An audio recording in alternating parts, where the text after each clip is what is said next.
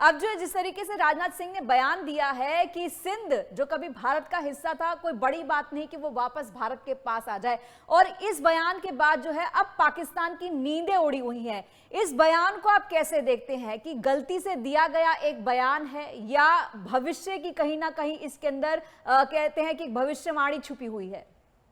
जी, पूजा जी, मेरे को तो लगता है इसमें एक भविष्यवाणी छुपी है, एक चेतावनी छुपी है और पाकिस्तान को एक अंतिम बार चेताया जा रहा है कि भैया तुम्हारा सिंध जाने वाला। कारण क्या है? देखिए, राजनाथ सिंह जी ने कहा कि भाई जो सिंधु नदी है वो हिंदुओं के लिए बहुत पावन नदी है।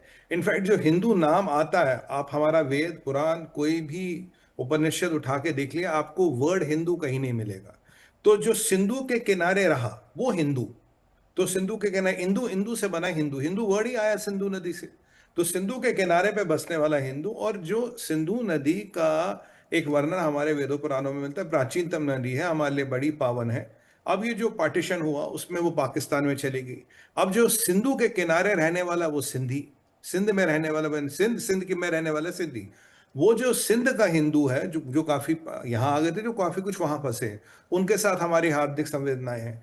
और जो सिंध में मुसलमान भी रहता है वो भी इस नदी को बहुत पावन मानता है, कहता है जी आबे जमजम से पावन, जैसे आबे जमजम का पानी जो मक्का से आता है वो पावन है, ठीक उसी तरह से ये नदी भी उतनी ही पावन है। तो हमारी सभ्यता, हमारे अस्तित्व, हमारे गौरवशाली अतीत का हिस्सा तो है ही, और साथ में एक हमारे हृदय के भी तार जुड़े हैं कि भाई हिंदू वहां भी है, हिंदू यहाँ भी है, वहां भी हमारे हिंदू भाई है। जो आडवाणी जी ने किताब में लिखा था कि वहां के हिंदू अब भी ये मानने को तैयार नहीं है कि जो सिंध है ये भारत में नहीं है, पाकिस्तान में। कहता हमारा तो दिल भारत में, तो ये क्या मतलब है पाकिस्तान में रहने का। वहां के मुसलमान की भी कहीं ना कहीं बड़ी आस्था है इस नदी के प्रति। उसके अलावा सबसे इंपॉर्टेंट चीज है, देखिए पाकिस्तान में अगर आप देखेंगे, सबसे ज्यादा हिंदुओं की आबादी कहाँ है? सिंध में है। सबसे ज्यादा हिंदुओं की आबादी सिंध में है। और पाकिस्तान की जो जगलर वेन है, जगलर वेन भी सिंध है। क्योंकि सिंध में कराची, कराची में है तीन पोर्ट, एक है कराची हार्बर, दो शिप ब्रेकिंग वाले पोर्ट है। पाकिस्तान में तीन ही बड़े पोर्ट है, बाकी कुछ नहीं है। तो कहीं ना कहीं पाकिस्तान का जो नेशनल सिक्योरिटी डॉक्यूमेंट है वो कहता है अगर आप सिंध का या अगर आप कराची का ब्लॉकेट करोगे, पाकिस्तान न्यूक्लियर वेपन से भी रेस्पॉन्ड कर सकता है, इतना इंपॉर्टेंट है कराची। वहां लोग हैं मैक्सिमम हिंदू, हिंदुओं की आबादी है, और ये कराची कहीं ना कहीं पाकिस्तान से पक चुका है। अब देखिए खैबर पख्तूनवा में तो आपके आतंकवादी या मिलिटेंट जो कहिए उनको, वो सक्रिय है। बलोच लिबरेशन फोर्स आपके बलोचिस्तान में सक्रिय है। एक सिंधु देश आर्मी भी है जो भी सक्रिय है, पर इतनी सक्रिय नहीं। उसकी एक्टिविटीज को बार बार पाकिस्तान का मीडिया और आईएसपीआर दबाता है। अब जो राजनाथ सिंह जी ने कहा, बोला यार सिंधु, ये तो वही वाली बात है जब एक बार राजनाथ सिंह जी ने कहा, बोला भाई महादेव यहाँ बैठे हैं, माँ शारदा वहां बैठी है। तो उनका भाई ऐसे कैसे होता कि महादेव यहाँ बैठे हो, माता वहां बैठी हो? वो तो एक एक साथ तो आना ही है ना, का आज नहीं तो कल।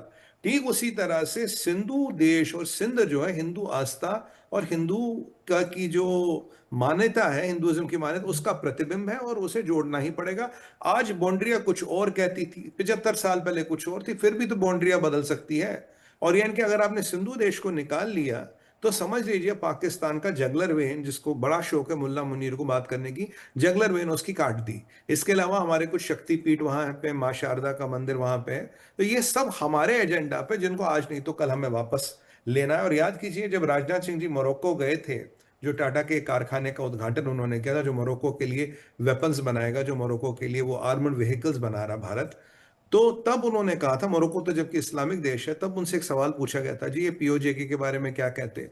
उन्होंने कहा पीओजेके तो हमारे पास आने को तैयार है, और अगर भगवान की इच्छा रही शायद बिना खून खराबे के भी आ सकता है, बिना गोली चलाए भी आ सकता है, क्योंकि ऐसे वहां के लोगों की मर्जी है, ऐसे लोगों की मंशा है। और कहीं ना कहीं सिंधु देश या सिंध से भी, हम तो सिंधु देश ही कहेंगे, सिंधु देश से भी ऐसे कई सारे हमारे पास सिग्नल आ रहे हैं, ऐसे कई सारी चीजें आ रही कि भाई साहब हमें पाकिस्तान में नहीं रहना, पाकिस्तान में हो रहा शोषण उत्पीड़न हो रहा। मुझे लग रहा अगर आप 1971 में जो बांग्लादेश के साथ हुआ था, अगर आप 1965-67 में जाते तो लगभग लगभग ऐसे ही संदेश बांग्लादेश से भी आ रहे थे। 2-5 साल बाद क्या हुआ? ज्योग्राफी बदल गई, बांग्लादेश बन गया, एक मूवमेंट हुई।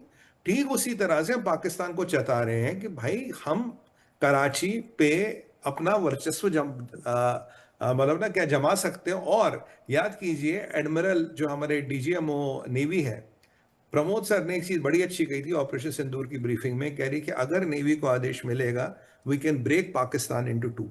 हम कराची के बहुत आसपास थे, और हम इंडियन नेवी में क्षमता है, अगर आदेश मिलता हम पाकिस्तान को दो हिस्सों में तोड़ देते थे। अब सबसे पहला हिस्सा, आप लॉजिकली देखिए, अगर टूटेगा तो क्या टूटेगा, अगर उनके स्टेटमेंट को डिकोड किया जाए। कराची के बाहर है, कराची आता है, सिंध में सबसे ज्यादा हिंदुओं की आबादी है। सिंध में अगर तोड़ रहे हैं तो सिंध को तोड़िएगा ना, तो दो हिस्से तो हो गए पाकिस्तान के। बाकी ये पठान केपी के ले लेंगे, बलोच भाई बलोचिस्तान ले लेंगे, बचेगा पंजाब माइनस सराइकी बेल्ट। पंजाब और सराइकी बेल्ट की भी आपस में नहीं बनती, तो ये आपस में लड़ते रहेंगे, मरते रहेंगे। तो कहीं ना कहीं जो आने वाला भविष्य है उसके बारे में राजनाथ सिंह ने जब जब कहा, और पाकिस्तान को पता है कि सिंध की रेलेवेंस क्या है। नहीं तो लॉजिकली हम पंजाब का कोई खिता मांगते हैं, पंजाब में तो सारे मुसलमान जहादी भरे पड़े, हमें पंजाब का क्या करना। भाई हमारे हिंदू भाई तो सिंध में है ना, हम हिंदू इसीलिए वो मांग रहे हैं। भाई अमृतसर से लगता हुआ पंजाब है, हम तो वो मांगते हैं ना कि ये वाला क्षेत्र, ये वाला क्षेत्र। हमने उसकी बात नहीं की, राजनाथ सिंह ने उसकी बात नहीं की, बल्कि on the other side of the border, उस साइड ऑफ द पाकिस्तान में जो सिंध है उसकी बात की, क्योंकि सिंध मिलिटरीली जी। हमारे लिए निकालना बिल्कुल पॉसिबल है। पूजा जी।